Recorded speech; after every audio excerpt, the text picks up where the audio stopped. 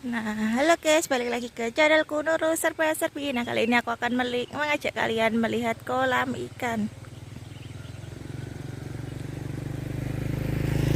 Nah, ini ya guys ya, ini adalah kolam ikan para peternak ikan. Dia di sini untuk memelihara ternaknya, kemudian buat dijual lagi. Biasanya itu ada orang yang mau beli langsung aja ke sini dan bisa langsung dijaringkan. Jadi dia itu ikannya fresh seperti ini. Nah, ini kolamnya. Kemudian di situ juga banyak, di sana juga ada.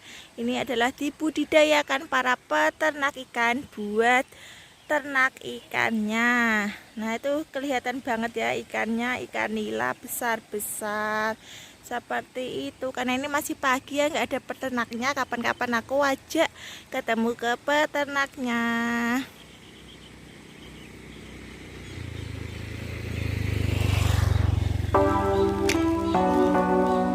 Nah, jadi lihat ikan, lihat kolam, lihat pemandangan, sejuk sekali ya guys ya.